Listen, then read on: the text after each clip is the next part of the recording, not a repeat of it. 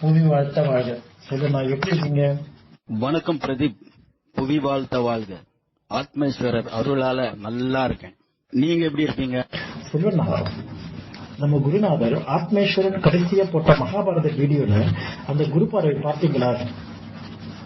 அதுல அவர் இறைவனுக்கு வர சோதனை இறைவன் மக்களுக்கும் பக்தருக்கும் வைக்கிற சோதனை தான் சொல்லியிருந்தார். கேட்டீங்களா? ஆமாம் பிரதீப், பார்த்தேன். அதுல அவர் இறைவனுக்கு வர சோதனைய இறைவன் பக்தருக்கு வைக்கிற சோதனை அப்படின்னு சொல்லியிருந்தாரு. சரியா தானே சொல்லியிருக்காரு? நாய்மார்கள் அந்த மாதிரி ஏதாவது நடந்திருக்கா? ஏன்னா நாய்மார்கள் தான் தங்களையே உருக்கி இறைவனை வேண்டனவங்க.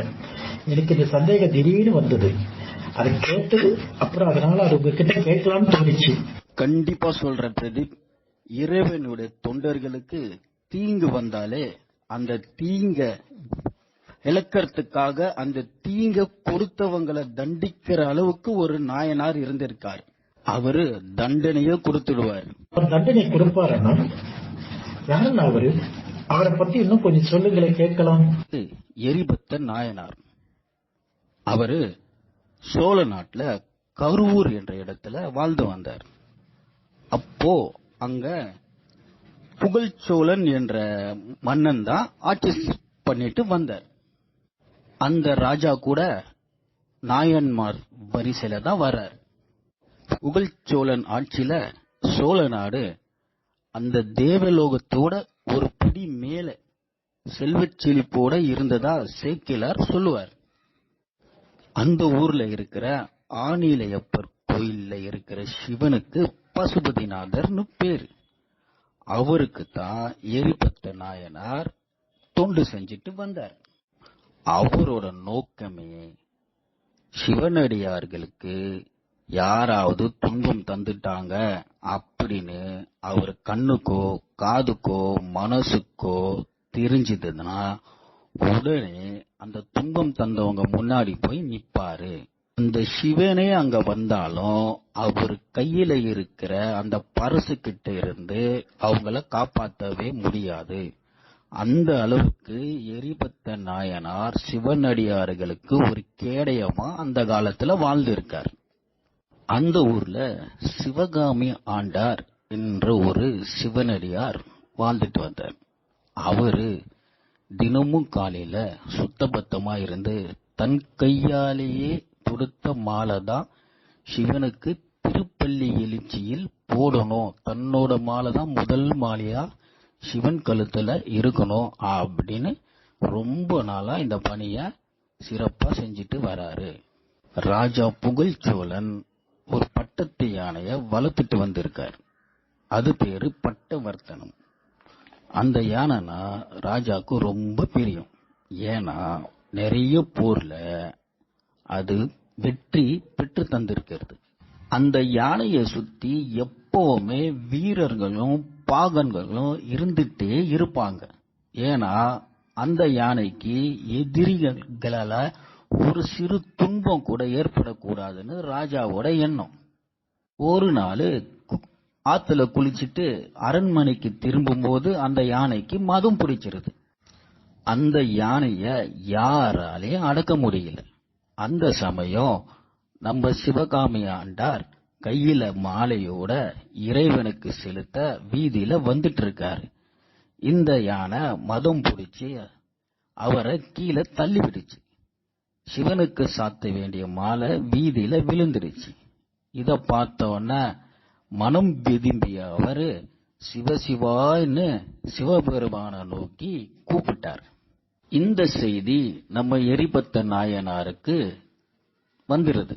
அவரு உடனே கையில பரசோட கோபமா அந்த மதம் பிடிச்ச யானை முன்னாடி வந்து நின்னு அதோட துதிக்கைய வெட்டிடுறாரு. அந்த யானை ரத்த வெள்ளத்துல அப்படியே கீழே சாஞ்சிருது. இதை தடுக்க வந்த வீரர்களையும் பாகங்களையும் வீழ்த்திடுறாரு. மதம் பிடித்த பட்டத்து யானையை கொண்டுட்டாரு. அப்ப ராஜா எப்படி சும்மா இருப்பாரு? அவருக்கு சரியான தண்டனை தானே கொடுத்திருப்பார். இந்த செய்தி ராஜா காதுக்கு வந்துடுச்சு. அவரு பட்டத்து யானைய கொன்னது எதிரிங்களா தான் இருக்கும்னு சொல்லிட்டு சம்பவம் நடந்த இடத்துக்கு வரார்.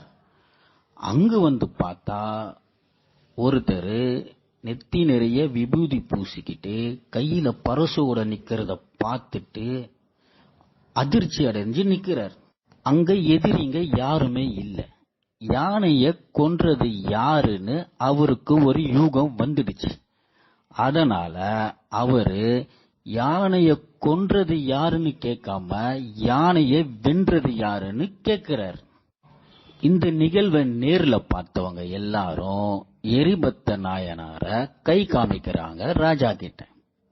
ராஜா புகழ்ச்சோழனும் எரிபத்த நாயனார் கிட்ட வந்து அவரை வணங்கி நிக்கிறார். ஏன்னா நம்ம ராஜாவும் ஒரு சிவனடியார். ராஜா புகழ்ச்சோழன் எரிபத்த நாயனார் கிட்ட அவரோட கோபத்துக்கு உண்டான காரணத்தை வணங்கியபடியே கேட்கிறார். சிவனடியார்கள் செய்யும் செயல் எதுவுமே தப்பா இருக்காதுன்னு நம்ம ராஜாவும் நினைக்கிறார். நம்ம எரிபத்த நாயனார் ராஜாவுக்கு பதில் சொல்றார். ஒரு சிவனடியார துன்பத்துக்கு உண்டாக்குனதால பட்டத்து யானைய தண்டிச்சேன். ஒரு பட்டத்து யானைக்கு மதம் பிடிக்கும் நிலைக்கு தள்ளிய அந்த பாகன்களையும் தண்டிச்சேன் அப்படின்னு ராஜா கிட்ட சொல்றாரு. உடனே ராஜா புகழ்ச்சோழன், நீங்க கொடுத்த தண்டனை சரிதான், ஆனா அந்த பட்டத்து யானைக்கு சொந்தக்காரன் நான், அதனால அந்த தண்டனையில எனக்கும் பங்கு உண்டு. நீங்க அந்த தண்டனைய எனக்கும் தாங்கன்னு சொல்லிட்டு தன்னோட உடைவால உருவி நம்ம எரிபத்த நாயனார் கையில கொடுத்து தன்னையும் தண்டிக்குமாறு சொல்ற. அண்ணா, அவர் கையில் தான் ஏற்கனவே பரிசு அப்படி ஒரு ஆயுதம் இருக்குல்ல, அதை வச்சுதான் எரிபத்தர் எல்லாரையும் கொண்டாரு சொன்னீங்க. இப்ப ராஜா எதுக்கு உடவாளை எடுத்து கொடுக்கணும்? நீங்க கேட்கிற கேள்வி சரிதான் பிரதீப். அதுக்கு ஒரு காரணம் இருக்கு. அந்த பரிசு ரொம்ப புனிதமானது. அந்த பரிசு சிவனடியார்களுக்கு துன்பம் தரவங்களுக்கு மட்டும்தான் தண்டிக்கும். நம்ம ராஜா அந்த தப்பை செய்யலையே, அதனால அவர் தன் உடைவால உருவி நம்ம எரிபத்த நாயனார்கிட்ட கொடுத்து தன்னை தண்டிக்குமாறு கேட்கிறார். ராஜாவின் இந்த செயலை பார்த்த எரிபத்த நாயனார் அதிர்ச்சி அடைகிறார். ஒரு சிவனடியார காப்பாத்த இன்னொரு சிவனடியார தண்டிக்கணுமா அப்படின்னு அதிர்ச்சி அடைகிறார். மனம் வருந்துறாரு. தான் தவறு செஞ்சிட்டோம்னு எரிபத்த நாயனார் வருந்துறாரு. உடனே ராஜா கையில இருந்த வாளை தன் கையில வாங்கிக்கிறார். ஏன்னா ராஜா தனக்குத்தானே தண்டனை கொடுத்துக்கிட்டார்னா அப்படின்னு நினைக்கிறார். எரிபத்த நாயனாரோட மனம் தவறு தன் மீது தான் சொல்ல தனக்குத்தானே தண்டனை கொடுக்க முயல்கிறாரு எரிபத்த நாயனார். இதை பார்த்த ராஜா உடனே அவரோட கைய பிடிச்சு தடுக்கிறார். இருவருக்குமே ஒரு பாச போராட்டம் அங்க நடக்குது. அப்போ வானத்துல ஈசனின் குரல் கேக்குது. என் மேல இருக்க பக்தியும் அன்பும் இந்த உலகத்துக்கு காட்டத்தான் இந்த நிகழ்வு நான் நடத்தினேன் அப்படின்னு சொல்றார்.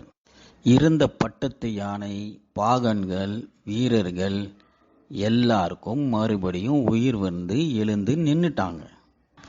கீழே விழுந்த சிவகாமி ஆண்டாரும் எழுந்து நின்னுட்டார். அவர் கையில இப்போ புத்தம் புதிய மாலையும் வந்துருச்சு. அங்க இருந்த எல்லோரும் சந்தோஷத்திலையும் பக்தியிலையும் ஒருத்தரை ஒருத்தர் வணங்கிக்கிறாங்க. உடனே எரிபத்த நாயனார் புகழ்ச்சோழன் கிட்ட, அட்டத்து யானை மேல ஏறி நீங்க அரண்மனைக்கு செல்லுங்க அப்படின்னு அன்போட சொல்றார். உடனே ராஜா, நான் கோவிலுக்கு போய் இறைவனுக்கு நன்றி சொல்லிட்டு அதுக்கு பின்பு நான் அரண்மனைக்கு போகிறேன்னு சொல்றாரு. அங்கிருந்த எல்லாருமே ராஜா கூடயே போய் ஈசனுக்கு நன்றி தெரிவிச்சிட்டு அவரை வணங்கிட்டு போறாங்க. எரிபத்த நாயனார் தன் வாழ்நாள் முழுவதும் சிவனடியாருக்கும் சிவபக்தர்களுக்கும் அரண் போல் காவல் இருந்தார். இவர் காலம் முடிந்ததும் ஈசன் எரிபத்த நாயனாரை கைலாயத்தில் நிரந்தரமாக வாசம் செய்ய வைக்கிறாரு. எரிபத்தன் நாயனாரோட குரு பூஜை மாசி மாதம் அஸ்தம் நட்சத்திரத்துல வருது. செல்வண்ணா, இவரோட வீர பக்தியும் அன்பினால் ஏற்படுற கோபத்தையும் கேட்கும் போது மெய் சிலுக்குது. இந்த கதையில் வரும் ஒவ்வொருவரும் அவங்க பக்தியிலே சிறந்து விளங்கியிருக்காங்க. நம்ம உலகம் வேறு, பக்தி உலகம் வேறுன்னு நல்லா புரியுது. பகவானின் செயல்கள் அனைத்துமே உண்மையான பக்தி இருக்கிறவங்களுக்கு மட்டும்தான் உணர்ந்து கொள்ள முடியுது. நல்லா புரிய வச்சிங்க. இவங்களோட இந்த வரலாறு மூலமா இந்த கலியுகத்துக்கு நம்ம குருஜி என்ன சொல்ல வராங்க அப்படின்னு நம்ம குருஜி கிட்டேயே கேட்டு தெரிஞ்சுக்கலாம். புய் வாழ்த்தவாக. நான் உங்கள் ஆத்மேஸ்வரன். நன்றி பிரதீப், செல்வம். இந்த வரலாறு, எரிபத்த நாயனாருடைய வரலாறுல இறைவன் நமக்கு என்ன உணர்த்த வருகிறார் அப்படின்னு பார்த்தீங்கன்னா, தனக்கு நிகரான ஒரு எதிரிகளை, தனக்கு நிகரான ஒரு பிரச்சனைகளை நீங்கள் சொல்லலாம், எதிரிகளை பார்த்து வந்த எரிபத்த நாயனார், அதாவது மனித ரூபத்தில் வந்த தனக்கு நிகரான எதிரிகளையே பார்த்து வந்த எரிபத்த நாயனாருக்கு தன்னை விட கிட்டத்தட்ட 100 மடங்கு சக்தி வாய்ந்த ஒரு யானை எதிரியாக வரும்போது அவர் அதை எப்படி எதிர்கொள்கிறார், இல்லை பயந்து பின்வாங்குறாரா அப்படிங்கிறது தான் அவருடைய சோதனையாக இங்கே நடத்தியிருக்காரு ஈசன்.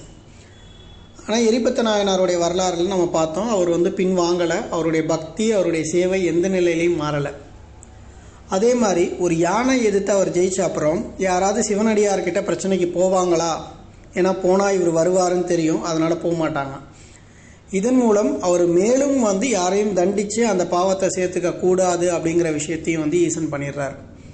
இதில் கலியுகத்துக்கு நமக்கு என்ன செய்தி வருது அப்படின்னா, நம்மளால் சமாளிக்க முடிஞ்ச பிரச்சனைகள் தவிர சமாளிக்க முடிஞ்ச பிரச்சனைகளில் நம்ம நார்மலாக தான் இருப்போம். இறைவனுடைய பக்தியாக இருக்கட்டும், இல்லை நம்ம எண்ணங்களுமே நார்மலாக தான் இருக்கும். ஆனால் நம்மளால் சமாளிக்க முடியாத அளவு பிரச்சனைகள் வரும்போது நம்ம இந்த பக்தியிலேருந்து பின்வாங்கிடுறோம். ஆனால் அந்த பிரச்சனைக்கு ஒரு வகையில் நம்மளே காரணமாக இருந்தாலும் நம்ம அந்த பக்தியிலேருந்து பின்வாங்கிடுறோம். ஏன்னா அந்த பிரச்சனையுடைய தன்மை கருதி நம்ம பயப்படுவோம். பயந்து நம்ம உடனே நம்ம வணங்குற தெய்வத்தை திட்ட ஆரம்பிச்சிருவோம், எனக்கு இவ்வளோ பெரிய பிரச்சனையை கொடுத்துட்டேன்னு. ஆனால் அந்த பிரச்சனையை எதிர்கொள்ளும் போது தான் நம்ம வலிமை என்னங்கிறது நமக்கு தெரியும். இப்போ எரிபத்த நாயனார் அந்த யானையை எதிர்த்து நின்று ஜெயிச்ச அப்புறம்தான் அவருடைய வலிமை என்னங்கிறது ஊருக்கு தெரிஞ்சுது. சரிங்களா? நம்மளால் சமாளிக்க முடிகிற பிரச்சனையை விட சமாளிக்க முடியாத அளவு ஒரு பிரச்சனையை அதை எதிர்த்து நின்று ஜெயிக்கும் போது தான் நம்ம வலிமை என்ன அப்படிங்கிறது எல்லாருக்குமே தெரிய வரும். ஏன் நமக்கே அப்போ தான் தெரிய வரும். ஸோ எந்த மாதிரி சூழ்நிலையில் எவ்வளோ பெரிய பிரச்சனைகள் வந்தாலும் கண்டிப்பாக நம்ம இறை பக்தியை விடாமல் நம்ம எந்த இறைவனை வணங்குறோமோ அந்த இறைவன் மேல் கொண்ட நம்பிக்கையின்பால் பிரச்சனையை எதிர்த்து நின்று ஜெயிச்சு நம்மளுக்குள்ளே இருக்க சக்தியை வெளிக்கொண்டு வரணும் அப்படிங்கிறது தான் இந்த எரிபத்த நாயனார் வரலாறில் கலியுகத்துக்கு ஈசன் கொண்டு வர்றது. ஸோ இதனால் பிரச்சனையை பார்த்து நம்ம பயப்படக்கூடாது, பிரச்சனை தான் நம்மளை பார்த்து பயப்படணும். எப்படி எரிபத்தனார் யானை எதிர்த்து நின்று ஜெயிச்சாரோ அதே மாதிரி எவ்வளோ பெரிய பிரச்சனை வந்தாலும் இறை நம்பிக்கையோட எதிர்த்து நின்று நம்ம ஜெயிக்கணும். சரிங்களா? அதுதான் கலியுகத்துக்கு இந்த வரலாறு மூலயமா நம்ம சொல்ல வர்றது. நன்றி, வணக்கம், புய் வாழ்த்தவாக. ஆனந்தம்.